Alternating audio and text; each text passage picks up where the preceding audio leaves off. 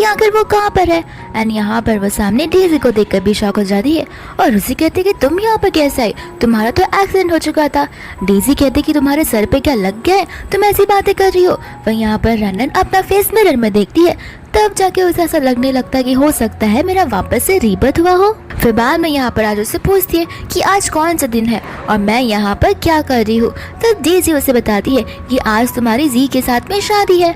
फिर हमें पास का सीन बताया जाता है जहाँ पर रनन प्रेग्नेंट थी एंड वहाँ पर जी था, जहाँ पर जी उससे डाइवोर्स पेपर्स पर साइन करने के लिए कह रहा था।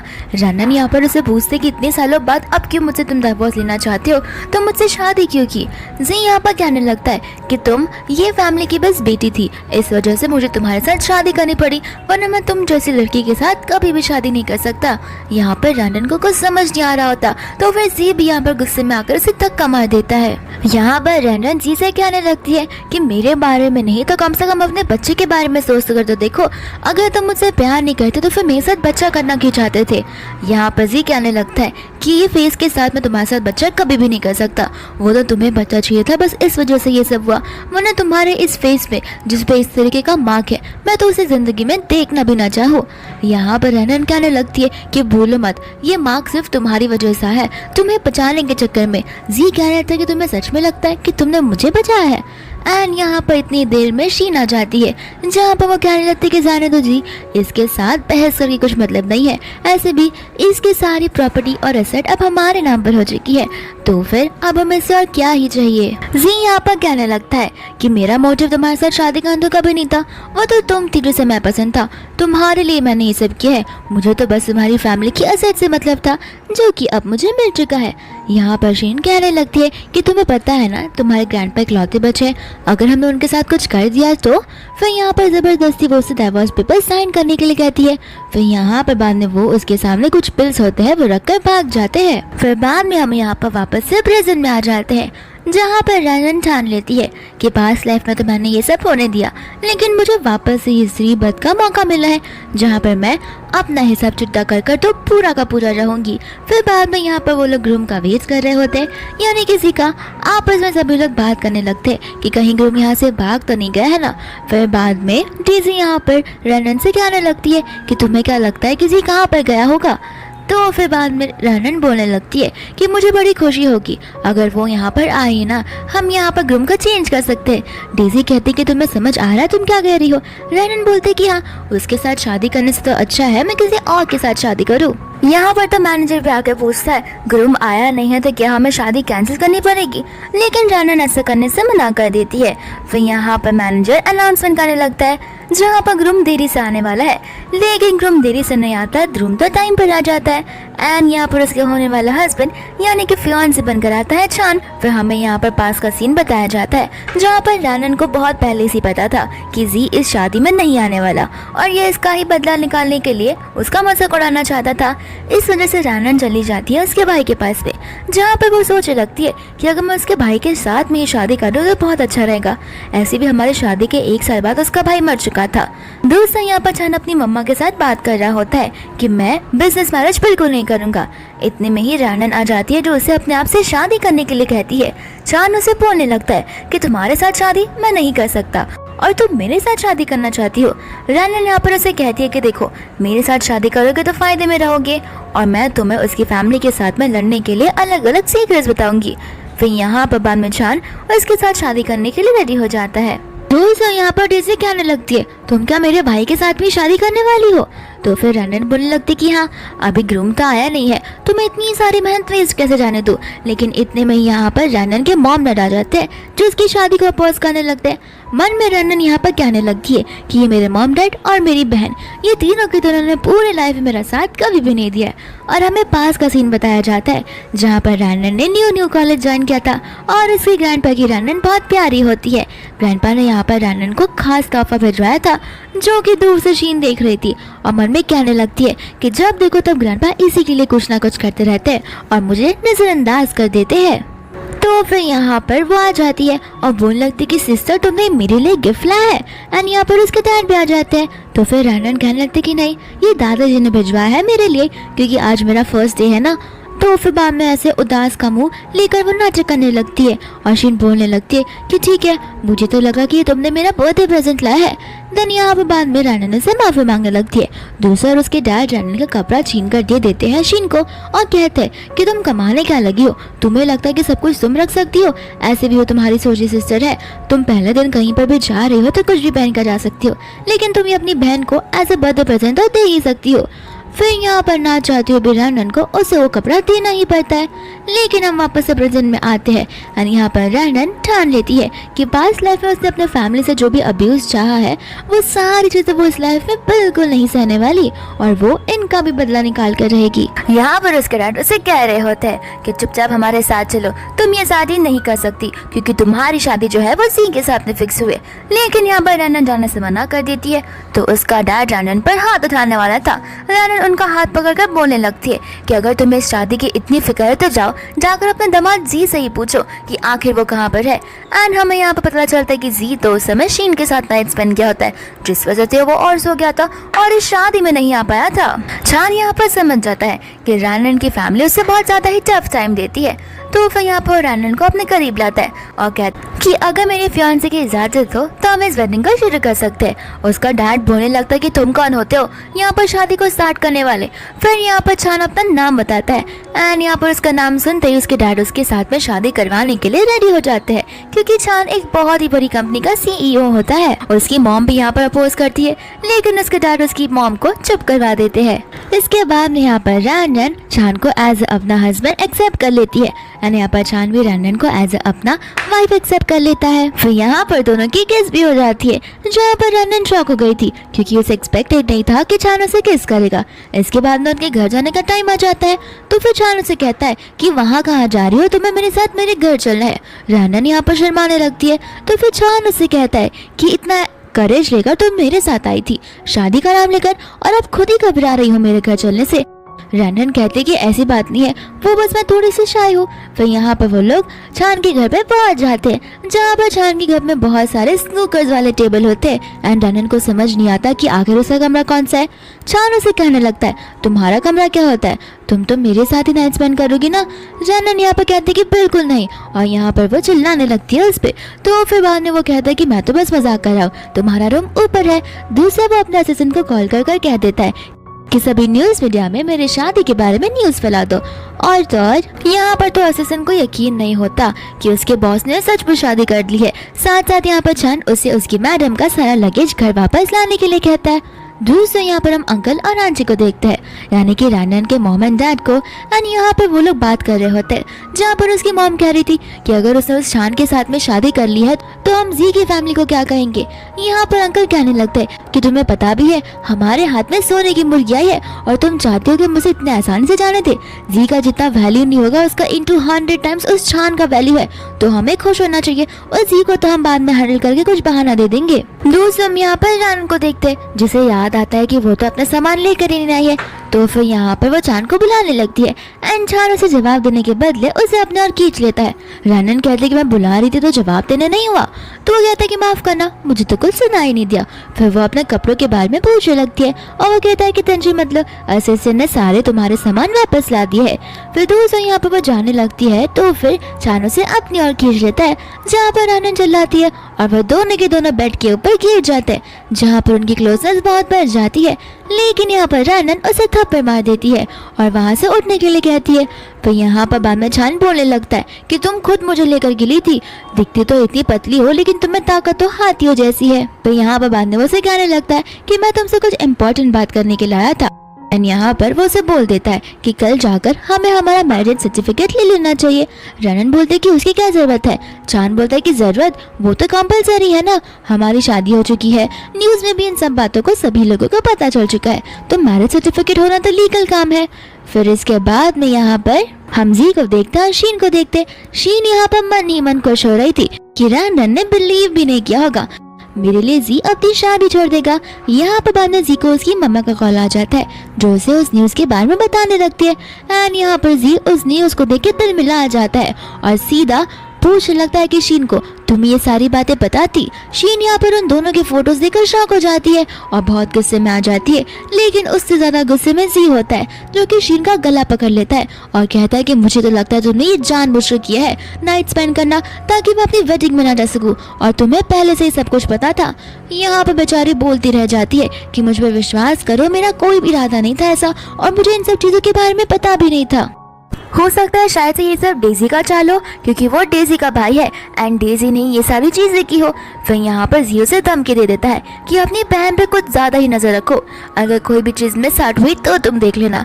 इतना बोल को वो वहाँ से चला जाता है। फिर यहाँ पर हम रनन को और चान को देखते हैं जहाँ पर रनन चान से बोल रही होती है कि देखो मैरिज रजिस्ट्रेशन जाने से पहले हमें कुछ रूल सेट करने होंगे एंड यहाँ पर बाद में वो से एग्रीमेंट से लगती है। चान कहते कि ये सब करना फिलहाल जरूरी है, तो रनन कहती है कि हाँ इतनी जल्दी जल्दी में जो हमारी शादी हुई है। फिर यहाँ पर वो से रूल्स बताने लगती है। सबसे पहला रूल कि अगर तुम्हें कोई लड़की पसंद आएगी तो फिर तुम्हें मुझे बताना होगा, टेंशन मत लो, मैं तुम्हें ना नहीं कहूँगी बल्कि हम डिवोर्स ले लेंगे। एंड दूसरा, पब्लिक में हम तो हस्बैंड वाइफ है लेकिन प्राइवेट में हम खुद से डिस्टेंस मेंटेन कर रखेंगे और तुम मेरी हेल्प करना, मैं तुम्हारी हेल्प करूँगी। यहाँ पर में छानस एग्रीमेंट को लेता है। रनन को लगता है कि शायद से वो उसे साइन करेगा, लेकिन चान यहाँ पर उसे फाड़ फोड़ कर फेंक देता है और बोलता है कि तुम्हें क्या ये कोई ड्रामा लगता है जहाँ पर तुम ये सारे एग्रीमेंट्स निकलवा रही हो। एंड वो उसे लेकर मैरिज रजिस्ट्रेशन वाली जगह पर पहुँच जाता है। रनन यहाँ पर अपने खुद के घर का हाउस होल्ड सर्टिफिकेट लाना भूल ही गई थी, लेकिन चान बोलता है कि टेंशन मत लो वो मेरे पास है। रनन कहता है कि वो तुम्हारे पास क्या कर रहा है। फिर हमें पास का सीन बताया जाता है जहाँ पर जब उसका असिस्टेंट रनन के लगेज लेकर आया होता है, साथ साथ में वो यहाँ पर उसका हाउस होल्ड रजिस्ट्रेशन भी लेकर आ गया था। एंड ये बात सुनकर चान को बहुत खुशी मिलती है। फिर बाद में फाइनली उन्होंने अपना मैरिज सर्टिफिकेट बनवा लिया होता है, जहाँ पे चान उस मैरिज सर्टिफिकेट को लेकर बोल देता है कि तुम्हारा सर्टिफिकेट भी मैं रखूंगा। यहाँ पर रनन उसे कुछ बोले इतने में वहाँ पर जी आ जाता है जो कि रनन से माफी मांगने लगता है और कहता है कि मुझे माफ कर दो, मुझे पता है कि मेरी गलती है, मैं वहाँ पर नहीं आ पाया। रनन कहती है कि जाने दो, अब तुम्हें रिग्रेट भी हो रहा है तो मैं कुछ नहीं कर सकती। जियो उसे समझाने लगता है कि देखो मैं सचमुच लेट उठा जिस वजह से मैं वेडिंग तक नहीं आ पाया, लेकिन तुम मुझे एक और मौका तो जरूर दे सकती हो। मन में रनन कहने लगती है लेट उठा ये तो बता रहा है, लेकिन किस वजह से लेट उठा ये नहीं बता रहा। यहाँ पर जियो से कह रहा होता है कि मैं तुमसे बहुत प्यार करता हूँ, मैं नहीं चाहता कि हम अलग रहे। रनन यहाँ पर उसे कह देती कि नहीं अब तुम मुझे भूल जाओ क्योंकि मेरा हस्बैंड कोई और है और मेरी शादी किसी और के साथ हो गई है जिसके साथ मैं अपनी लाइफ स्पेंड करने वाली हूँ। तो यहाँ पर जी कहने लगता है तुम्हें बहुत रिग्रेट होगा क्योंकि मैं इकलौता इतना अच्छा पीस हूँ पूरे वर्ल्ड में और तुम मुझसे प्यार भी करती हो। रनन यहाँ पर उसे कह देते कि प्यार और तुमसे मेरे दिल में तुम्हारा जी नाम का जेड भी नहीं है और आए बड़े प्यार की बात ही करने वाले। वह यहाँ पर जी गुस्से में आ जाता है और कहने लगता है कि अच्छा मुझे लगता है तुम दोनों का चक्कर बहुत पहले से चल रहा था, वरना अचानक से तुम दोनों शादी इतना जल्दी कैसे ही कर सकते हो, तुम मुझ पर चीट कर रही थी। फिर यहाँ पर रनन उसे कह देती है कि कौन किसको चीट कर रहा है वो तो बहुत जल्दी पता चल जाएगा। जी यहाँ पर उसे मारने के लिए आगे तो बढ़ता है, लेकिन यहाँ पर चान आगे बढ़ जाता है जहाँ पर जी रुक जाता है। फिर बाद में यहाँ पर रनन चान से कहने लगती है कि मुझे अपने शादी के पहले दिन ही यहाँ पर किसी नेगेटिव एनर्जी को नहीं देखना है, तो चलो हम घर पर चलते हैं। एंड यहाँ पे वो लोग घर पे पहुँच जाते हैं जहाँ पर रनन मन में सोच रही होती है कि एक बार बस मुझे सारे के सारे प्रूफ और डॉक्यूमेंट इकट्ठा करने दो, फिर देखना मैं जी की कैसे बेइज्जती करवाती हूँ। दोस्तों यहाँ पर चान रनन से कहता है कि अगर तुम वापस से जी के बारे में सोचती रहोगे तो मैं तुम्हें किस कर दूंगा। एंड यहाँ पर रनन मुँह पर हाथ कर कर कहने लगती कि नहीं नहीं मैं जी के बारे में ना ही सोचती और ना ही सोचूंगी, तो तुम्हें मुझे किस करने की कोई जरूरत नहीं है। फिर बाद में यहाँ पर चान कहने लगता है कि चलो घर चलते हैं। रनन कहते कि हम घर पर ही तो है, तो चान बोलता है कि शादी के सेकंड वाले दिन हमें तुम्हारे घर पर विजिट करना होता है। तो फिर रनन कहते कि हाँ मैं इस चीज के बारे में कैसे बोल सकती हूँ, तुम रहने दो, तुम ऑफिस जाओ, मैं खुद ब खुद ही चली जाऊंगी, तुम्हें वहाँ पर आकर अपना दिमाग खराब करने की कोई जरूरत नहीं है। एंड यहाँ पर रनन चली जाती है अपने घर पर, जहाँ पर उसके मॉम डैड उसके ऊपर गुस्सा होने लगते हैं और तो यहाँ पर उसके डैड कहते हैं कि जाओ और अभी के अभी जी से माफी मांग कर आओ, साथ साथ हमें उसे पेनल्टी भी पे करनी है। यहाँ पर आनंद बोलने लगती पेनल्टी कौन सी बात की पेनल्टी? तो उसके डैड बोलते हैं वो तुमसे शादी करने वाला था, इस वजह से हमने उसे 100 मिलियन लिए थे, तब वो सारे पैसे हमें उसे वापस लौटाने होंगे। रनन यहाँ पर मना कर देती है और कह देती कि जिसने पैसे लिए वही वापस करे, मेरा और उसके बीच में तो ये डील नहीं हुई थी। यहाँ पर उसके डैड से जबरदस्ती करने लगते हैं और बोलते हैं कि मैं तुम्हें यहाँ से जाने नहीं दूंगा जब तक तुम उससे माफी नहीं मांगोगी। लेकिन इतने में चान अपने असिस्टेंट और गार्ड के साथ में आ जाता है एंड गार्ड यहाँ पर उसके डैड को पकड़ लेता है। फिर बाद में यहाँ पर चान मना कर देता है कि मेरी वाइफ किसी से भी माफी नहीं मांगेगी। इतना बोलकर वो लोग जाने लगते हैं, लेकिन यहाँ पर वो आंटी उन्हें रोकती है और कहती है कि ठीक है कोई बात नहीं, लेकिन अब तुम्हारी शादी हमारे घर की बेटी से हुई है तो तुम्हें नहीं लगता कि तुम्हें ब्राइड्स प्राइस पे करना चाहिए? तो फिर चांद बोल देता है कि ठीक है, कुछ दिनों में मेरा असिस्टेंट या मेरा कोई बंदा यहाँ पर आके वो चीज़ देकर चला जाएगा। इसके बाद में यहाँ पर वो लोग कार में बैठे थे जहाँ पर रनन साफ साफ चांद को मना करती है वो चीज़ पे करने से, लेकिन चांद कह देता है कि नहीं, मैंने उस घर की बेटी से शादी की है तो रिचुअल के अकॉर्डिंग मुझे वो करना ही होगा। यहाँ पर रनन से कही जाए थी कि मत दो उन्हें पैसे, मत दो उन्हें पैसे, एंड यहाँ पर चांद से किस कर देता है और बोलता है कि एक और बार कुछ कहा तो बार बार किस करता रहूंगा। तो रनन यहाँ पर चुप बैठ जाती है। दोस्त हम यहाँ पर रनन को देखते हैं जो कि अपनी बेस्टी डेजी से मिली थी। डेजी यहाँ पर उसे कहने लगती है कि मुझे अभी भी यकीन नहीं हो रहा कि तुम्हारी शादी मेरे बड़े भाई के साथ हुई है, आखिर तुमने उसके साथ शादी क्यों की? तो फिर यहाँ पर रनन झूठ झूठ बोलने लगती है कि मेरा और तुम्हारे भाई का लव एट फर्स्ट साइट था, इस वजह से। तो फिर डेजी बोलते कि मुझे तुम्हारी बातों पर यकीन नहीं है, मुझे मेरे भैया से पूछे दो। रनन कहते कि वो तो तुम आराम से पूछना, लेकिन फिलहाल मेरी बात सुनो, मैं यहाँ पर बहुत इंपॉर्टेंट बात करने के लाई हूँ। और यहाँ पर रनन उसे कहने लगती है कि मुझे एक कंपनी ओपन करनी है। डीसी बोलते कि मेरे नाम पर? वो कहते कि हाँ, मैं चाहती हूँ कि मैं इस कंपनी को ओपन करूँ और मैं टक्कर दूँ जी को। एंड तुम्हें तो पता ही है मेरे ग्रैंडपा को मैं सपोर्ट करना चाहती हूँ, जहाँ पर मेरे मॉम और डैड उन्हें सपोर्ट नहीं करेंगे। तो फिर यहाँ पर डेजी से कहती है कि आइडिया इतना बुरा तो नहीं है, लेकिन तुम्हें मेरे भैया की हेल्प चाहिए रहेगी। तो फिर बोलते कि हाँ, वो सारी चीज़ें तुम मुझ पर छोड़ दो, मैं वो सब कर लूँगी। दूसरा यहाँ पर वापस से डेजी उसके और उसके भाई के बारे में पूछने लगती है। तो फिर रनन यहाँ पर बहाना मारकर वहाँ से भाग जाती है एंड यहाँ पर डेजी अपने बड़े भाई चांद को कॉल लगाकर सब कुछ बताने भी लगती है। दूसरा हम यहाँ पर चांद को देखते हैं जो कि डेजी से कह देता है कि ये एडल्ट्स का मामला है, तुम जैसे बच्चों को बीच में नहीं पड़ना चाहिए। इतना बोलकर वो कॉल को कट कर देता है। तो यहाँ पर असिस्टेंट आ जाता है लिस्ट को लेकर कि उससे रनन की फैमिली को क्या क्या लिस्ट देना है एंड यहाँ बाद में वो लिस्ट का चांद अप्रूव कर देता है। साथ साथ वो अपने असिस्टेंट से कह देता है कि मेरी आज से लेके 1 मंथ तक शाम को जितनी भी मीटिंग्स होगी वो पोस्टपोन कर देना सुबह में, क्योंकि मैं शाम के समय कुछ काम नहीं चाहता। यहाँ पर असिस्टेंट मन में बोलने लगता है कि लगता है बॉस अपनी मैडम को बहुत ज़्यादा ही प्यार करते हैं कि शाम का फ्री टाइम वो उनके साथ स्पेंड करना चाहते हैं। दूसरा यहाँ पर शीन ने बुलाया होता है रनन को अपने से मिलने के लिए और वो उसे कहने देती है कि तुम्हारी इतनी घाई क्यों है शादी करने की, तुम आराम से शादी कर सकती हो। और जहाँ तक मैंने सुना है वो चान है और चान को लड़कियाँ पसंद नहीं है, वो लड़कियों से दूर रहना चाहता है, तो फिर वो तुम्हारे साथ शादी करने के लिए कैसे रेडी हो गया?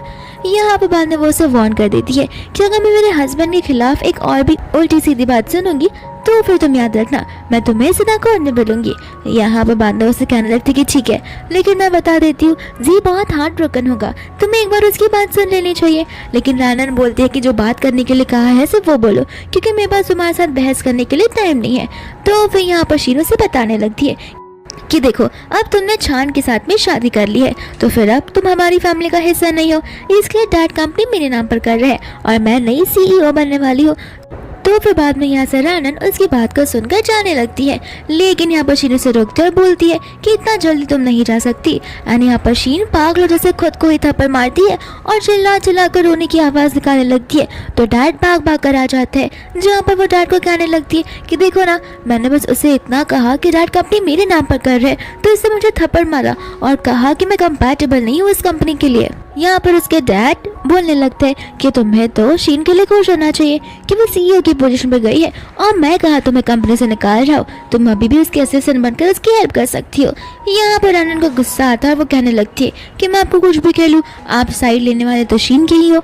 इतना बोलकर वो वहाँ से चली जाती है, जहाँ पर रानन सीईओ के डेस्क पे बैठी थी। तो फिर यहाँ पे मैनेजर आकर उसे कहने लगता है कि आप सीईओ के डेस्क पे बैठी हो और आप सीईओ नहीं हो तो आपको यहाँ से उठ जाना चाहिए। एंड रानन यहाँ से उठ जाती है। फिर बाद में वो मैनेजर उसे प्रोजेक्ट का टास्क देने लगता है, लेकिन रानन बोल देती है कि ये मेरा काम नहीं है, ये तो शीन का काम था, तो फिर ये प्रोजेक्ट तुम मुझे क्यों हैंडल करने के लिए दे रहे हो। शीन यहाँ पर कहने लगती है कि अब से मालकिन मैं हूँ, तो मैं जैसा चाहूंगी वैसा ही होगा। एंड यहाँ पर शीन के साथ साथ जी भी आया होता है उसी ऑफिस के अंदर। रानन कहने लगती है कि लगता है तुम्हारे बीच की दूरी अब धीरे धीरे कुछ ज्यादा ही पास आते जा रही है। फिर यहाँ पर शीन उसे बोल देती है कि देखो ये प्रोजेक्ट लो और जल्दी से कंप्लीट करो और मुझे वापस दे दो, क्योंकि मुझे इस प्रोजेक्ट को आगे बढ़ाना है। रानन यहाँ पर साफ साफ मना कर देती है और कहती है कि मैं मेरे सालों की मेहनत का प्रोजेक्ट तुम्हारे नाम पर क्यों करूँ।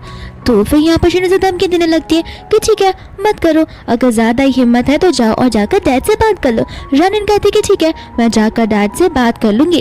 एंड यहाँ पर वो डैड से बात करने के लिए चली जाती है।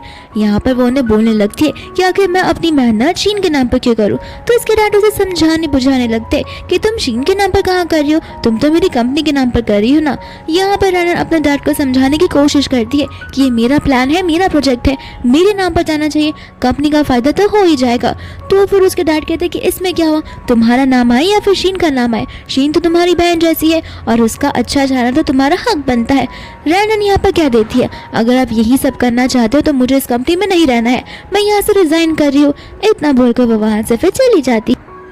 दोस्तों यहाँ पर असिस्टेंट होता है जो आकर अपने बॉस चान को सब कुछ बता देता है कि आपकी वाइफ को कंपनी से निकाल दिया गया। एंड यहाँ पर चान बाद में टेंशन में आ जाता है कि कहीं बेचारी गम में ना रो रही हो।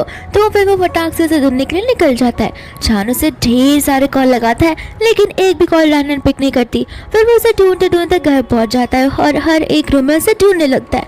यहाँ पर उसका असिस्टेंट थक जाता है और सोचने लगता है कि ये बॉस इतना धीरे चला करता था कि मेरी स्पीड बढ़ जाती थी, लेकिन अब इसे देखो यहाँ वहाँ भाग रहा है और मुझ में इतनी हिम्मत नहीं है। फिर दूसरा यहाँ पर चान उससे अपनी गाड़ी की चाबी मांग लेता है और उसे कहता है कि तुम यहीं पर रुके, उसके लोकेशन को ट्रैक करो और मुझे भेज देना। फिर यहाँ पर फाइनली रात हो जाती है जहाँ पर उसे रानन मिल जाती है और वो रानन से कहने लगता है कि तुम मेरे कॉल्स क्यों नहीं पिक करी थी। रानन से कहती कि माफ़ करना, वो मेरा फ़ोन का बैटरी आउट हो गया था ना, इस वजह से मैं फ़ोन नहीं यूज़ कर सकती थी। रानन यहाँ पर चान से पूछती है लेकिन तुम इतना हाफ क्यों रहे हो। तो फिर चान कहने लगता है कि सुबह से मैं तुम्हें ढूंढने की कोशिश कर रहा हूँ, असिस्टेंट ने आके मुझे सब कुछ बता दिया कि तुम्हें तुम्हारी कंपनी में बुली कर दिया गया और तुम्हें वहाँ से फायर कर दिया। रानन यहाँ पर कहती कि ऐसी बात नहीं है, मुझे कोई फायर नहीं कर सकता, मैं खुद वहाँ से रिजाइन कर आई हूँ। इसके बाद में वो लोग घर की ओर जाने लगते हैं जहाँ पर चान के मामला आ जाते हैं। एंड यहाँ पर वो लोग कहने लगते हैं कि तुमने इतनी जल्दी शादी कर ली और हमें बताया भी नहीं। यहाँ पर रानन मन में सोचने लगती है कि इसकी फैमिली तो मेरी फैमिली से कई ज्यादा अमीर है, लगता है मेरा डाइवोर्स आज ही होकर रहेगा। फिर बाद में यहाँ पर वो लोग अंदर बैठे रहते हैं। तो फिर यहाँ पर चान की मम्मा रानन से पूछने लगती है कि मुझे सच सच बताना, इसने तुम्हारे साथ फोर्सफुली शादी की है। तो रानन कहती कि नहीं, ऐसी कोई बात नहीं है। तो फिर यहाँ पर उसके डैड पूछने लगते कि आखिर तुम दोनों को डेट करते हुए कितना टाइम हुआ है। एंड यहाँ पर चान बोल देता है 8 साल। रानन बोलती कि हमें मिले हुए 8 दिन हुए हैं। एंड यहाँ पर ये 8 साल बोल रहे हैं। फिर यहाँ पर वो लोग ऐसे नाटक करते हैं कि जैसे वो लोग एक दूसरे को प्यार करते हो। यहाँ पर उसकी मामा से कह देती है कि देखो अगर ये लड़का तुम्हें जरा सा भी परेशान करे तो तुम मुझे बताना, और हाँ मुझे माफ कर देना, मुझे पता नहीं था कि तुम यहाँ पर एज अ वाइफ रहती रहोगी, वरना मैं तुम्हारे लिए ढेर सारे गिफ्ट्स लेकर आती। फिलहाल मेरे पास ज्यादा कुछ नहीं है। एंड यहाँ पर वो उसके सामने एक बॉक्स को रखती है जिसके अंदर एक ब्यूटीफुल सा रेड कलर का पेंडेंट होता है। रानन वो लेने से मना कर देती है, लेकिन चान कहता है मदर इन लॉ का दिया हुआ गिफ्ट कभी ना नहीं बोलते। साथ साथ यहाँ पर उसकी मॉम कुछ प्रॉपर्टीज के पेपर्स, कंपनी के एसेट्स, शेयर्स और अपना डेबिट कार्ड रख देती है और कहती है कि ये सब बस मेरी तरफ से, लेकिन बाकी की चीजें मैं तुम्हें कल आकर दे दूंगी। रानन कहते कि ऑलरेडी आप लोगों ने मुझे इतना कुछ दे दिया है और आप मुझे क्या ही देना चाहोगे। दूसरा यहाँ पर उसके डैड कहने लगते हैं कि क्यों ना आज रात को हम रुक कर पार्टी करें, लेकिन उसकी मॉम कहती है कि कबाब में हड्डी बनने की कोई जरूरत नहीं है, हमें इन्हें पर्सनल टाइम देना चाहिए। और इतना बोलकर वो लोग वहाँ से चले जाते हैं। रानन यहाँ पर उसे कहने लगती है कि तुम्हारे मॉम डैड जो मेरे लिए कर रहे हैं उसके लिए मैं बहुत ग्रेटफुल हूँ, लेकिन ये सारी चीजें मैं एक्सेप्ट नहीं कर सकती। चान कहता है कि ऐसा क्यों, उन्होंने बड़ी प्यार से तुम्हें ये सब दिया है। रानन कहते क्योंकि तुमने ऑलरेडी मेरे मॉम डैड को 200 मिलियन का डाउरी दिया है। तो मुझे नहीं लगता इतनी महंगी महंगी चीजें एक्सेप्ट करना ठीक रहेगा। तो फिर चान उसे बोलने लगता कि ठीक है, नहीं लेना तो मत लो, लेकिन उसके बदले तुम्हें मुझे किस करना पड़ेगा। रानन यहाँ पे मन में कहने लगती है कि शादी तो मैंने इसके साथ ऐसी ही की थी, लेकिन लगता है धीरे धीरे मैं इसके साथ प्यार में पड़ने लगी हूँ। एंड यहाँ पे वो किस करने से मना कर देती है। चान उसे कहते हैं कि लगता है तुम्हारे हार्ट बीट बहुत ज्यादा ही फास्ट हो रहे, और ऐसे भी मेरी सिस्टर ने कहा था कि तुम्हारा लव एट फर्स्ट साइट था, तो क्या सच में तुम मुझे पसंद करती हो। रानन यहाँ पर चिल्लाकर शर्मा कर वहाँ से भाग जाती है। इसके बाद में हम यहाँ पर रानन और डेजी को देखते हैं, जहाँ पर डेजी अपनी कंपनी के प्लान को लेकर रानन को बताने लगती है। रानन कहती है कि देखा, मुझे तुम पर पूरा भरोसा था, इसलिए मैंने तुम्हें रिस्पॉन्सिबिलिटी दी थी। फिर यहाँ पर इतने टाइम में छान आ जाता है। रानन यहाँ पर छान से पूछती है तुम्हें क्या कुछ काम नहीं है जो तुम यहाँ पर आ गए।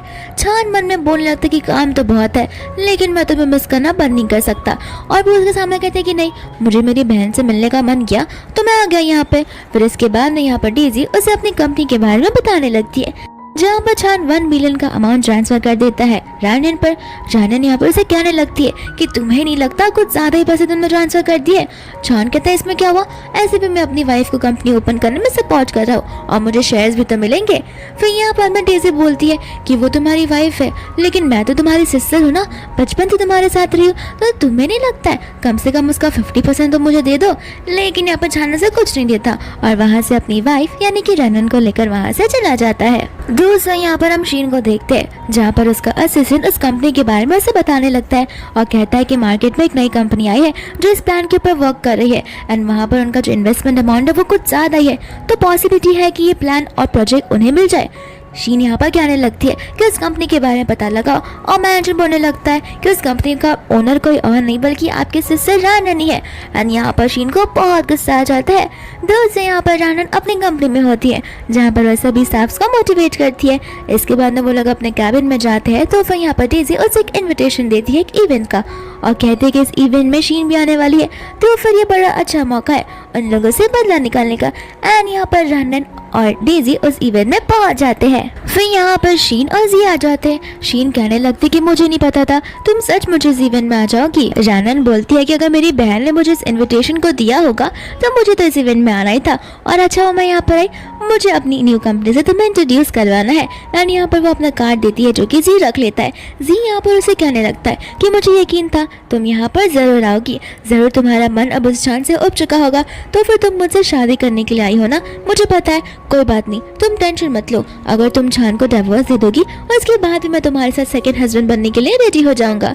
यहाँ पर डेजी को गुस्सा आता है और वो कहने लगती है कि छान से उब चुकी है अभी मेरी फ्रेंड, तुम क्या सपने देख रहे हो, मेरा भाई बहुत अच्छा है और वो कभी भी बोरिंग इंसान नहीं है। एंड यहाँ पर बाद में रानन उसे कहती है कि शांत रह जाओ, उसे तुम्हारे भाई छान के बारे में नहीं पता होगा कि मैं उसके साथ कितना प्यार करती हूँ, और रही बात उसे डिवोर्स देकर तुम जैसे इंसान से शादी करने की, मेरा मतलब है तुम जैसे थ्रैश से शादी करने की, तो ये बात अब भूल ही जाओ, सपनों में भी ये पॉसिबल नहीं है। इतना बोलकर यहाँ से वो लोग चले जाते हैं, जहाँ पर ये ठान लेता है कि ये दिन ब दिन कुछ ज्यादा ही स्ट्रांग बनती जा रही है और मेरे लिए लड़की परफेक्ट रहेगी, तो लगता है मुझे इसे अपनाना ही होगा। दूसरा यहाँ पर रानन वॉशरूम में होती है, जहाँ पर न जाने की उसे अचानक से चक्कर आने लगते हैं। एंड यहाँ पर रानन समझ जाती है कि जरूर उस जिग में किसी न कुछ तो मिलाया ही होगा, मैं इतनी बुद्धू कैसे हो सकती हूँ। एंड जैसे यहाँ पर वो बेहोश होती है, शीन यहाँ पर आ जाती है, जहाँ पर हमें पता चलता है कि शीन ने उस वेटर को पैसे दिए होते ये सारे काम करने के लिए, एंड उस वेटर ने ही रानन की जिग में कुछ गोली मिलाई थी, जिस वजह से रानन की ये हालत हुई है। फिर यहाँ पर शीन उसे लेकर एक रूम में आ जाती है और कहने लगती है कि अब मैं देखती हूँ कि तुम कैसे बच पाती हो। एंड वो वेटर यहाँ पर आ जाता है। शीन उसे कहने लगती है कि याद रखना मुझे एकदम अलग अलग एंगल में फोटोज और वीडियोस चाहिए जहाँ पर उसका फेस साफ साफ दिखाई दे रहा हो। एंड यहाँ से वो बाद में जाने लगती है, जहाँ पर वो वेटर बेचारी रानन के साथ में जबरदस्ती करने लगता है। यहाँ पर रानन बहुत जोर से चिल्लाती है एंड फाइनली यहाँ पर छान आ जाता है उसकी मदद करने के लिए। रानन उसे पूछती है कि तुम्हें आने में इतनी देरी कैसे हो गई, एंड छान उससे माफी मांगने लगता है। एंड इसके बाद में छान यहाँ पर उसे लेकर घर आ जाता है, जहाँ पर रानन उसे जाने से मना करती है, तो छान उससे हक करने लगता है। यहाँ पर रानन को नाइट में सारे होते हैं, जहाँ पर वो पौध देने लगती है, तो छान यहाँ पर उसे कंसोल करता है और आराम करने के लिए बोलता है। लेकिन जैसे ही सुबह होती है, यहाँ पर रानन छान पर चिल्लाने लगती है कि राखी तुम यहाँ पर मेरे कमरे में क्या कर रहे हो। छान बोलने लगता है कि तुम उल्टा क्यों मुझे बोल रही हो, तुमने ही मुझे यहाँ पर रुकाया था और कल रात तुम ही मुझे कह रही थी कि प्लीज मुझे छोड़कर मत जाओ, इस वजह से मैं यहाँ पर रुका हुआ था। रानन कहते कि झूठ मत बोलो, यहाँ पर चान उसे कहता है कि तुम्हें इतना तो पता होगा ना कि तुम्हारे ड्रिंक में कुछ मिला दिया था। रानन कहती कि हाँ, लेकिन मुझे याद नहीं है कि मैंने कौन सी ड्रिंक पी थी और किस वजह से ये सब हुआ था। चान कहते कि ठीक है, टेंशन मत लो। फिर यहाँ से वो ऑफिस चला जाता है, जहाँ पर वो अपने असिस्टेंट से पूछता है। असिस्टेंट कहने लगता है कि सीसीटीवी फुटेज को हम रिकवर नहीं कर सकते।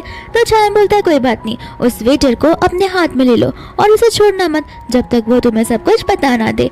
दूसरा यहाँ पर डेजी और रानन मिलते हैं। डेजी कहने लगती है कि मुझे पहले से पता था कि शीन कुछ ना कुछ करेगी। मुझे तो लगता है इन सब के पीछे शीन का और जी का पूरा हाथ है और उसने ये सब जानबूझकर किया होगा। रानन कहते कि अब मैं कुछ कर भी नहीं सकती क्योंकि हमारे पास प्रूफ नहीं है, तो नेक्स्ट टाइम से मुझे चौकन्ना रहना होगा। इसके बाद में यहाँ पर रानन देर रात तक काम करने लगती है, जहाँ पर उसका प्रोजेक्ट फाइनली खत्म हो जाता है। फिर बाद में यहाँ पर वो घर चली जाती है स्नैक्स लेकर, लेकिन यहाँ पर उसका बड़ा वाला स्नैक यानी कि चान शर्टलेस खड़ा होता है अपने बटन्स ओपन करके। चान यहाँ पर रानन से कहने लगता है कि लगता है तुम मेरे प्यार में गिरते जा रही हो। रानन बोलती कि नहीं, मैं तो बस यहाँ पर डिनर लेकर आई थी। दूसरा हम यहाँ पर रानन के ऑफिस में देखते हैं, जहाँ पर मास्क पहना हुआ एक आदमी आता है और उसका सारा प्रोजेक्ट डिलीट कर चुरा कर लेकर चला जाता है। नेक्स्ट डे यहाँ पर रानन को प्रेजेंटेशन देना था, तो सबसे पहला प्रेजेंटेशन शीन देती है, जहाँ पर डेजी कहने लगती है कि ये तो हमारा ड्राफ्ट है, ये इसके पास में क्या कर रहा है। एंड यहाँ पर रानन सभी के सामने बोल देती है कि ये मेरा प्रोजेक्ट है। शीन कहने लगती है कि माना कि तुम मुझसे जेलस फील करती हो, इसका मतलब ये नहीं कि तुम मुझ पर झूठा इल्जाम लगाओगी। यहाँ पर रानन उस ड्राफ्ट की फाइल को दिखाती तो है, लेकिन वो अवेलेबल ही नहीं था। तो फिर बाद में रानन बोलते कि ठीक है, तुम्हें प्रेजेंटेशन देना है ना, दे दो। एंड यहाँ पर वो से कहने लगती है कि जरा हर एक पेज पढ़कर देख लेना, सारा का सारा प्रेजेंटेशन उल्टा सीधा है। शीन बोलने लगती है कि झूठ बोलना बंद करो, ये प्रेजेंटेशन मैंने खुद ब खुद बना है और मुझे पता है कि ये सब कुछ प्रॉपर है। तो शीन यहाँ पर सभी से कह देती है कि पेज नंबर 32 पर सब कुछ उल्टा लिखा हुआ है, अगर आपको यकीन नहीं है तो आप लोग चेक कर सकते हो। फिर यहाँ पर शीन कहती है कि जरूर तुमने ही कुछ किया होगा। इतने में यहाँ पर उसका हस्बैंड आ जाता है रियल वाली फाइल लेकर और कहने लगता है कि मुझे पता था ऐसा कुछ जरूर हो रहा, कि मुझे पता था ऐसा सब कुछ जरूर होगा, इसलिए मैंने 2 फाइल्स बनाई थी, एक जो मेरी कंपनी के डेस्क पर थी और वो फेक थी, और एक जो मेरे साथ मेरे घर पर थी और वो अभी मेरे पास है। एंड यहाँ पर बाद में वो उन सभी को उस चीज़ के बारे में एक्सप्लेन करने लगती है, जहाँ पर वो जो प्रोजेक्ट है जानन को मिल जाता है और इसी कंपनी वाले बहुत खुश होते हैं। फिर इसके बाद में यहाँ पर वो चान से पूछती है कि तुमने मेरी इसमें बहुत हेल्प की है, तुम जो बोलोगे वो मैं करूँगी। एंड यहाँ पर चान उसे करीब आता है। जानन को लगता है कि वो उसे किस करेगा, लेकिन चान उसे खाना बनाने के लिए बोल देता है। दूसरा यहाँ पर रात हो जाती है, जहाँ पर रानन को नींद नहीं आ रही थी, तो फिर यहाँ पर वो चान के बेडरूम में सोने के लिए आ जाती है। रानन यहाँ पर बेड पर सोती है तो चान यहाँ पर जमीन पर। इसके बाद में सुबह होती है तो दोनों एक साथ में बेड पर होते हैं, जहाँ पर रानन चान के ऊपर चिल्लाने लगती है। चान कहते हैं कि इसमें मेरी कोई गलती नहीं है, तुम्हें ही रात को बुरे सपने आ रहे थे, तो फिर मैं तुम्हें बस कंसोल करने के लिए ऊपर आया था, इस वजह से। फिर यहाँ से चान चला जाता है। दूसरा यहाँ पर रानन चान के लिए लंच बना रही होती है। डेजी कहते कि तुम्हें खाना बनाना तो सचमुच आता है ना।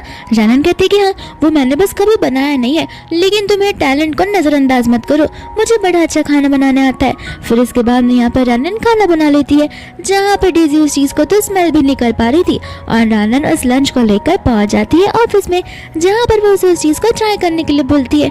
यहाँ पर जैसी चान से स्मेल करता है, वो स्मेल बहुत वियर्ड होती है, लेकिन फिर भी रानन के सामने उसका वो एक बाइट लेता है और कहता है कि ये तो बड़ा डिलीशियस बना है।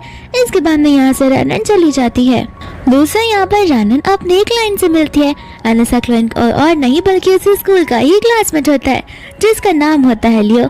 यहाँ पर लियो बोलने लगता है कि मैं उस दिन शादी में था, जहाँ पर मैंने ये सारी चीजें देखी, किसी ने तुम्हें धोखा दिया, लेकिन टेंशन मत लो, सब कुछ ठीक हो जाएगा। इसके बाद में यहाँ पर वो लोग उस कॉन्ट्रैक्ट को साइन करवा लेते हैं एंड लियो उसे छोड़ने के लिए घर तक आ जाता है एंड सारी चीजें चान ऊपर से देख रहा था। फिर यहाँ पर वो रानन से कहने लगता है। रानन कहते कितना गुस्सा क्या कर रहे हो, शायद तुम जेलस फील कर रहे हो। चान कहते कि नहीं, मैं जेलस फील नहीं कर रहा हूँ, तुम इकलौती वुमन हो जो मेरे घर पर रहती हो, और अगर तुम्हें कुछ हो गया तो। रानन बोलने लगती है कि ठीक है, तुम टेंशन मत लो। नेक्स्ट डे रानन रेडी होकर जाने लगती है, तो चान उसे रोक के कहता है कि क्या तुम डेट पर जा रही हो। रानन बोलती कि नहीं बाबा, मैं डेट पर नहीं, मैं अपना कॉन्ट्रैक्ट साइन करवाने के लिए जा रही हूँ। इसके बाद वो वहाँ से कॉन्ट्रैक्ट साइन करवाने के लिए चली जाती है। दोस्तों यहाँ पर हम देखते हैं एक वेजिंग सीन को, जो कि होता है जी का और तौशीन का। यहाँ पर रानन उन दोनों को वार्निंग दे देती है, लेकिन यहाँ पर शीन बोलते हैं कि तुम्हें हमारी टेंशन लेने की कोई जरूरत नहीं है, हम दोनों एक दूसरे से बहुत प्यार करते हैं और हम एक दूसरे का साथ हमेशा देंगे। इसके बाद में यहाँ पर रानन पहुँच जाती है चांद के ऑफिस में उसके लिए एक बार फिर से लंच लेकर। यहाँ पर चांद को सारा लंच उसके सामने खत्म ही करना पड़ता है एंड नेक्स्ट डे यहाँ पर वो घर पर बीमार पड़ जाता है, जहाँ पर हम एक मेड को देखते हैं। तो फिर यहाँ पर रानन उस मेड से बात करने लगती है। मेड यहाँ पर रानन को काम करने के लिए बोलती है। रानन बोलती है कि अगर मैं सारे काम करूँगी तो आपका क्या काम है यहाँ पर। तो वो मेड यहाँ पर रानन से कहती है कि मुझसे ज़बान मत लड़ाओ, बचपन से लेके अब तक मैंने उसका ध्यान रखा है, तो देखना छान मेरे लिए कुछ भी कर सकता है। फिर बाद में यहाँ पर वो छान को सूप पिलाने लगती है। जहाँ पर वो जाने लगती है तो रानन छान को स्वीट टॉफी देती है, लेकिन मेड चिल्लाकर बोलती है कि तुम मुझसे स्वीट्स नहीं दे सकती क्योंकि अभी अभी उसने मेडिसिन लिया है और स्वीट खाएगा तो ये और बीमार पड़ जाएगा। तो फिर यहाँ पर चांद मेड से कह देता है कि वो मेरी वाइफ है, उसे जो चाहे वो करेगी, आप उस पर नहीं सुना सकते। अगर आपको अच्छा नहीं लग रहा है तो फिर आप अपने घर पर वापस जा सकती हो। फिर इसके बाद में यहाँ पर शाम हो जाती है, जहाँ पर वो मेड अपनी बेटी वाई को लेकर आ जाती है और कहने लगती है तुम्हें तो याद होगा ही कि तुम दोनों बचपन में कैसे एक दूसरे के साथ घर घर खेला करते थे और तुम हस्बैंड बना करते थे और मेरी बेटी वाइफ। यहाँ पर रानन उनकी बातों को सुन रही होती है। फिर यहाँ पर वाई अपने हाथों से उसे सूप पिलाने के लिए बोलती है, लेकिन यहाँ पर चांद मना कर देता है और कहते कि मैं ये सूप नहीं पीने वाला, और मेड को वार्न कर देता है कि नेक्स्ट टाइम से मुझे मेरे घर पर कोई और स्ट्रेंजर नहीं चाहिए। और फिर चला जाता है वो रानन को मनाने के लिए। रानन यहाँ पर उससे नाराज थी, तो फिर चांद बोलता है कि लगता है इस बार तुम मुझसे जेलस फील कर रही हो। रानन कहती कि ऐसा कुछ नहीं है। चांद बोलता है कि अब एक्सेप्ट कर भी लो कि तुम मुझसे प्यार करती हो, लेकिन यहाँ पर रानन वो चीज़ एक्सेप्ट करने के लिए रेडी ही नहीं होती है।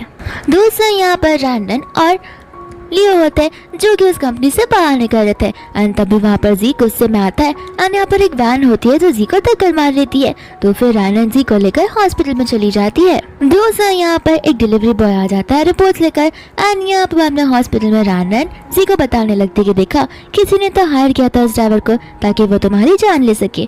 यहाँ पर शीन आ जाती है जो रानन पर चिल्लाती है, लेकिन रानन यहाँ पर शीन से कह देती है कि मैंने यहाँ पर उसे लाकर उसकी जान बचाई है तो मुझ पर चिल्लाना बंद कर दो। दूसरा यहाँ पर लियो होता है जो कि रानन से कह रहा था कि तुम्हें नहीं लगता तुम्हें अब डिवोर्स ले लेना चाहिए। यहाँ पर रानन शॉक हो जाती है और लियो कह रहा था कि हाँ तुम्हारा जो मैरिज है वो तो सिर्फ गाय में हुआ था, उस दिन मैं वहाँ पर था और मुझे सब कुछ पता चल गया था, तो फिर मुझे लगता है कि तुम्हें अब डिवोर्स दे देना चाहिए क्योंकि सारी चीज़ें तो सॉर्ट हो चुकी है। रानन यहाँ पर कहती है कि मैं ये बात चांद से कह दूंगी, ये हमारा पर्सनल मैटर है। लियो यहाँ पर कहने लगता है कि एक्चुअली में मैं तुम्हें पसंद करता हूँ। यहाँ पर रानन ये बात सुनकर शॉक हो जाती है एंड यहाँ पर लियो अपनी फीलिंग्स को कन्फेस करने लगता है और कहता है कि मुझे नहीं लगता चांद तुम्हें पसंद करता है। एंड यहाँ पर पीछे से चांद आता है जो कि उसकी बातों को सुन लेता है और उसके ऊपर गुस्सा करने लगता है और उसे पंच मारता है और कहता है कि मैं उससे प्यार नहीं करता, तो लगता है तुम बड़ा उससे प्यार करते हो। यहाँ पर वो उसे रोकती है और लियो को मारने से मना करती है। चांद कहते हैं कि अभी भी तुम लियो का साइड ले रही हो, तो फिर वो कहते हैं कि ऐसी बात नहीं है, मैं बस ये नहीं चाहती कि तुम मतलब पर किसी को भी मारो। फिर यहाँ पर बाद में वो लियो से माफ़ी मांगती है और कहते हैं कि मुझे माफ़ कर देना और हाँ मैं किसी और से ऑलरेडी प्यार करती हूँ। एंड यहाँ पर वो चांद की ओर देखती है और कह देती है कि मैं चांद से प्यार करती हूँ, जहाँ पर चांद धीरे धीरे ब्लश भी करने लगता है। दूसरा यहाँ पर जी आ जाता है जो कि उससे मदद मांगने लगता है। रानन कहते हैं कि इसी बदले में मुझे क्या मिलेगा। जी यहाँ पर कहता है कि जो तुम मांगोगी वो सब मैं तुम्हें देने के लिए रेडी हूँ। फिर यहाँ पर आ जाती है शीन जहाँ पर जी उस टॉपिक को बदल देता है। दूसरा यहाँ पर रानन को कुछ वियर्ड सी फीलिंग आ रही होती है और वो बाद में कहने लगती है कि न जाने क्यों मुझे जी पर कुछ अजीब सा शक जा रहा है क्योंकि वो बहुत ज्यादा ही शॉर्ट टेम्पर है। इसके बाद में यहाँ पर वो लोग जी और शीन से मिलने के लिए उसके घर पर चले जाते हैं, लेकिन यहाँ पर जी की मॉम कह देती है कि वो तो यहाँ पर है ही नहीं, वो लोग अलग से कहीं और रहते हैं, जहाँ पर वो उन्हें घर का एड्रेस देती है। एंड जैसे यहाँ पर वो लोग उस घर पर आता है शीन और साथ साथ में वहाँ पर जी का भाई भी होता है जो अब इस दुनिया में नहीं रहे और उनका मर्डर किसी और ने नहीं बल्कि जी ने ही किया होता है। इसके बाद में यहाँ पर जी रानन की तरफ देखता है और कहता है कि तुम्हारी गलती तो नहीं है लेकिन चांद की गलती इसमें बहुत ज्यादा है। एंड यहाँ पर वो चांद को चाकू मारने के लिए आगे आता है, जहाँ पर उसके बीच में रानन आ जाती है, साथ में असिस्टेंट भी आता है जो कि उनकी जान बचाता है। एंड रानन यहाँ पर बेहोश हो जाती है। इसके बाद में वो लोग हॉस्पिटल में चले जाते हैं और फिर यहाँ पर चांद उसे प्रॉमिस करने के लिए कहता है कि आगे से अगर कुछ भी ऐसा होगा तो तुम अपने आप को कभी भी मेरे बीच में नहीं लाओगी, जो होगा वैसा होने देना और नेक्स्ट टाइम से इतना हार्मफुल कदम मत उठाना। दूर से यहाँ पर रानन के डैड होते हैं जो कि उससे माफी मांगने के लिए आ जाते हैं और कहते कि देखो हमारी एक बेटी तो ऑलरेडी जा चुकी है, मैं नहीं चाहता कि हमारी दूसरी बेटी के साथ भी कुछ हो जाए। रानन कहते कि अब जाके आपको पता चल रहा है कि आपकी दूसरी बेटी यानी कि मेरे साथ भी कुछ हो सकता है, लेकिन आपने तो मुझे फैमिली का मेंबर माना ही नहीं था और आपने सारी कंपनी शीन के नाम पे जो कर दी थी और कहा था कि मेरी शादी हो चुकी है और अब मैं इस फैमिली का हिस्सा भी नहीं हूँ। डैड यहाँ पर उसे बहुत माफी मांगता है लेकिन रानन यहाँ पर उन्हें माफ करने के लिए रेडी ही नहीं होती। इसके बाद में यहाँ पर रानन और जान घर पर चले जाते हैं जहाँ पर वो लोग एक दूसरे को बहुत पैशनेटली किस करते हैं। एनी किस मेकअप में बदल जाती है जहाँ पर वो दोनों एक साथ पूरी एक नाइट स्पेंड करते हैं। इसके बाद में जान होता है अपने ऑफिस में जहाँ पर वो मुस्कुरा रहा था और उसको मुस्कुराता देख यहाँ पर उसका असिस्टेंट डरने लगता है और मन में सोचता है ये सचमुच हंस रहा है या फिर बहुत ईविल स्माइल कर रहा है। दूर से यहाँ पर ग्रैंडपा का कॉल आ जाता है चान को जो बताने लगते कि रानन कहीं पर भी नहीं मिल रही है एंड यहाँ पर रानन को किडनैप किया होता है उसी के डैड ने। फिर उसका डैड यहाँ पर कॉल लगा लेता है चान को एंड रानन से कहते हैं किसे कहो अभी क्या अभी यहाँ पर 2 बिलियन लेकर आ जाए तब जाकर मैं तुम्हें छोड़ूंगा। एंड यहाँ पर वो हाँ भी बोल देता है जहाँ पर उसका डैड चाकू लगा लेता है रानन के गले पर। पैसे लेने के बाद भी वो रानन को छोड़ता नहीं है। वो यहाँ पर जैसे वो रानन को मारने वाला था चान यहाँ पर बीच में आ जाता है और वो चाकू चान को लग जाता है। यहाँ पर डॉक्टर्स उम्मीद छोड़ देते हैं और कहते हैं कि वो ठीक तो हो जाएगा लेकिन उसके पैरों का कोई भरोसा नहीं है कि वो वापस चल भी पाएगा या फिर नहीं। एंड यहाँ पर वो उससे डिवोर्स मांग लेता है जहाँ पर डेजी रानन को समझाती है कि मेरा भाई फिलहाल अपने पैरों की वजह से तुम्हें डिवोर्स दिला है। रानन कहते हैं कि तुम टेंशन मत लो, मैं उसे डिवोर्स बिल्कुल नहीं देने वाली हूँ। इसके बाद में यहाँ पर वो लोग घर पर होते हैं जहाँ पर रानन उसे समझाने की कोशिश कर रही थी एंड अचानक से रानन यहाँ पर बेहोश हो जाती है जहाँ पर बहुत कोशिश करने के बाद फाइनली चान खुद से उठ जाता है एंड रानन को लेकर हॉस्पिटल चला जाता है। एंड यहाँ पर हमें एक गुड न्यूज़ मिलती है कि रानन प्रेग्नेंट है एंड यहाँ पर चान वापस से चलने भी लगता है। इसके बाद में यहाँ पर उसकी फैमिली सभी लोग बैठकर अपना न्यू ईयर सेलिब्रेट करते हैं एंड फाइनली 9 मंथ्स कंप्लीट हो जाते हैं जहाँ पर रानन हॉस्पिटल में होती है और उसे बेली में बहुत ज़्यादा पेन हो रहा होता है। डॉक्टर्स कहते हैं कि पेन है 2-3 आवर्स के लिए और वेट करना पड़ेगा, उसके बाद ही डिलीवरी कंटिन्यू हो सकती है। एंड यहाँ पर रानन सारा का सारा ब्लेम डाल देती है अपने हस्बैंड चान पर एंड यहाँ पर वो उसके बाल खींचने लगती है, उसे काटने लगती है और इस पर चिल्लाने लगती है जो कि प्रेगनेंसी के नॉर्मल साइंस होते हैं। फिर इसी सीन के साथ ये मूवी यहीं पर खत्म हो जाती है।